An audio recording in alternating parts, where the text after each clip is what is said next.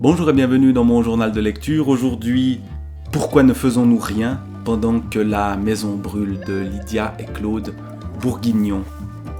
Question essentielle, réponse qui me semble globalement intéressante malgré certaines dérives dans la démonstration et certains points qui me laissent assez mal à l'aise, disons. C'est une lecture qui, pose problème que celle-ci, même si la première partie du livre m'a plutôt convaincu, notamment celle où il est question de la situation de la planète à l'heure actuelle. Lydia et Claude Bourguignon sont des spécialistes du sol, de la terre, et ils montrent qu'il y a aujourd'hui une réelle destruction des sols, et ils l'ont prouvé depuis de nombreuses années. Voilà ce qui est dit sur la destruction des sols. Si le battage médiatique a permis à beaucoup de citoyens de prendre conscience de la pollution de l'air et de l'eau, un grand silence règne par contre sur la destruction des sols agricoles. Pourtant, les sols abritent 80% de la biomasse terrestre et ils sont la source de notre alimentation. Pourquoi un tel silence? Pourquoi un tel déni? Cela est lié à plusieurs facteurs.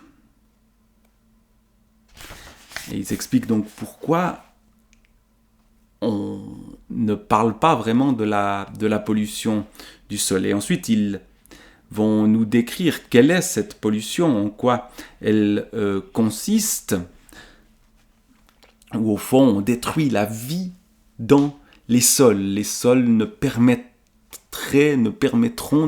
déjà plus de laisser vivre ce qui pousse au-dessus d'eux, en eux, et c'est une catastrophe pour la planète.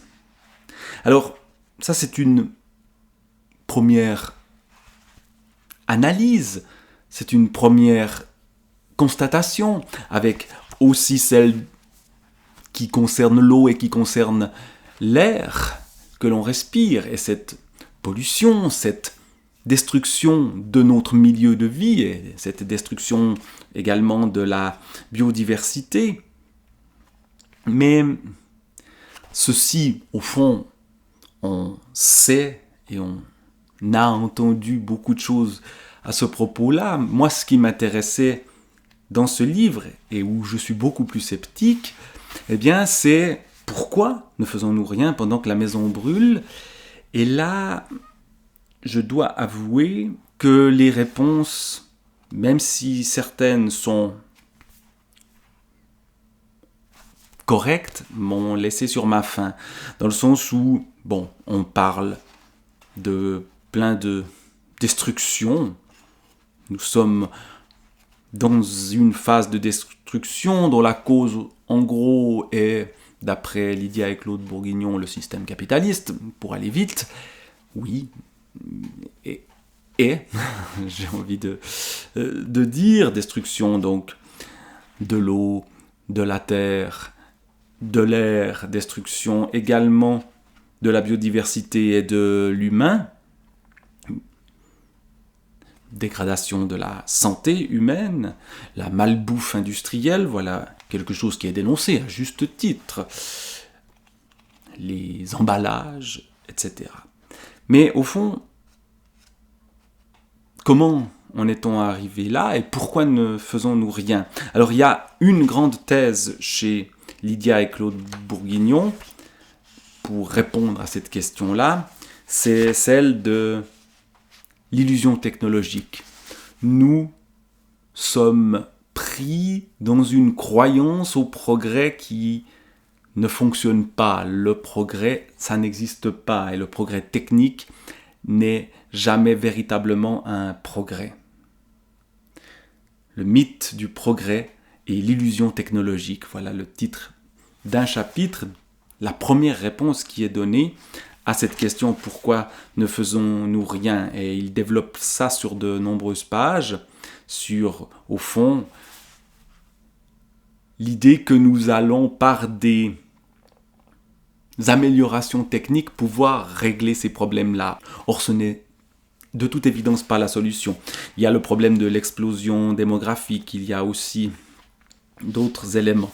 Et il y a cette question de l'agriculture, comment la rendre durable, comment éviter l'utilisation des pesticides.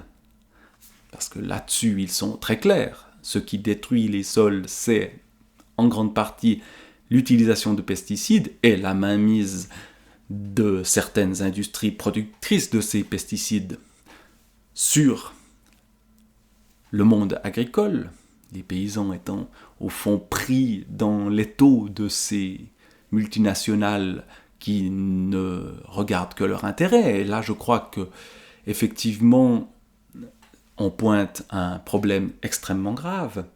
Et puis bon, comment faire pour changer ? Pour faire une agriculture durable, il faut des bras.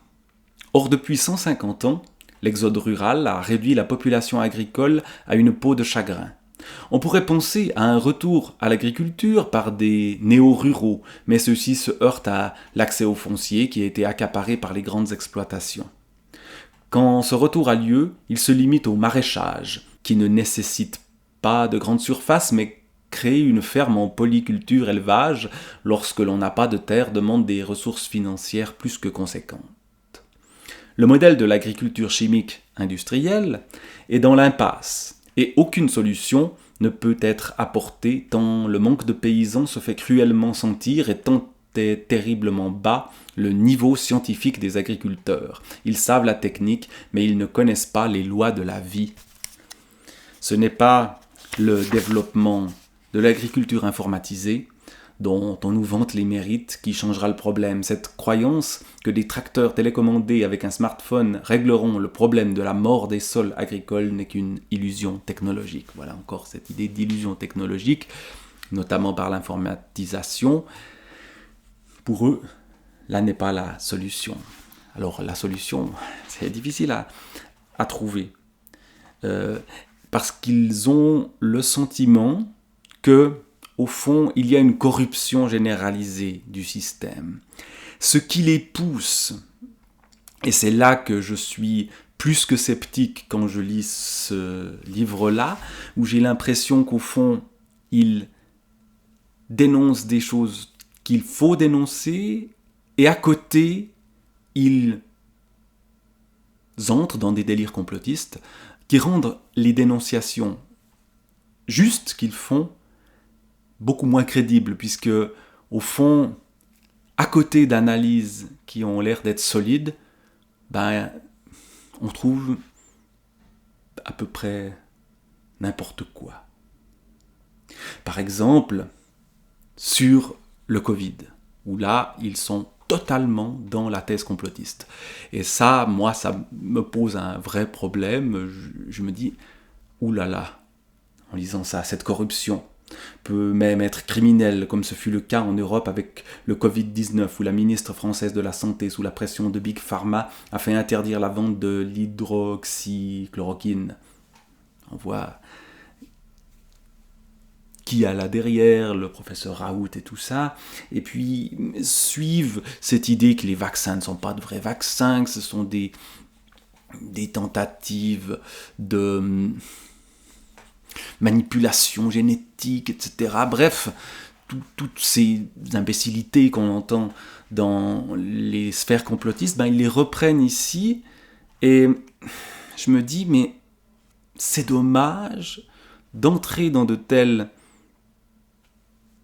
inepties, alors même que sur d'autres points, on est précisément dans une critique justifiée. Mais comment je peux faire confiance en ce que ces gens disent si, sur des points qui ne sont pas au cœur de leur propre spécialité, ils se laissent aller à raconter n'importe quoi. Et donc là, j'avoue être au fond resté très, très sceptique. Ensuite, bon, il y a toute une thèse autour de la spiritualité. Nous ne lisons plus les poètes et il faudrait relire les poètes. Je suis complètement d'accord, mais est-ce que c'est vrai que c'est ça le problème principal, qu'il faut relire les poètes pour sauver la planète? Quel poète? Comment? Pourquoi? Voilà, ça me convainc pas forcément non plus. Il dénonce aussi, au fond, certaines folies humaines, le déni, évident, le déni par rapport au problème de la destruction de la planète, mais aussi l'hubris, autre évidence. Nous voulons toujours plus, et certains veulent toujours plus.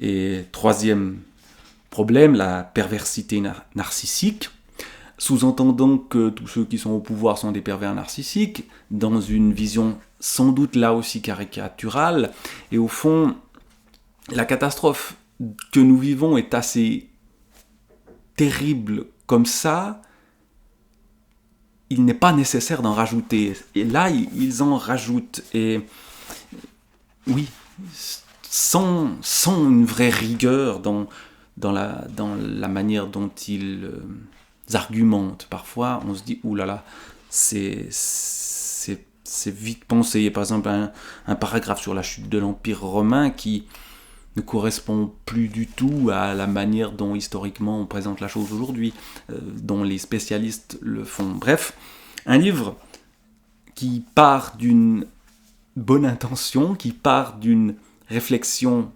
nécessaire, mais qui, au fond, ne permet pas de penser véritablement pourquoi nous ne faisons rien, et surtout,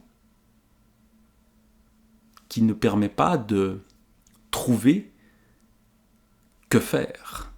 Parce que on ferme ce livre en se disant, bon, c'est foutu, la maison brûle, les gens qui sont au pouvoir sont des pervers narcissiques qui ne pensent qu'à leur profit et qui corrompent les autres et qui manipulent tout, et on ne peut absolument pas savoir ce qui est vrai et ce qui est faux, donc on est complètement coincé, et puis certains se révoltent, oui, mais pour créer quoi après?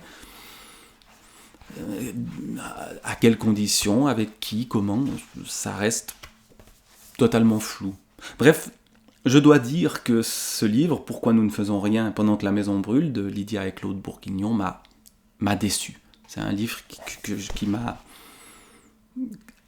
Au fond, j'attendais plus. J'ai lu beaucoup de choses que j'avais déjà lues, mais expliquées parfois de manière plus percutante peut-être, mais moins précise. Et j'ai lu des choses qui me paraissent totalement hors de propos.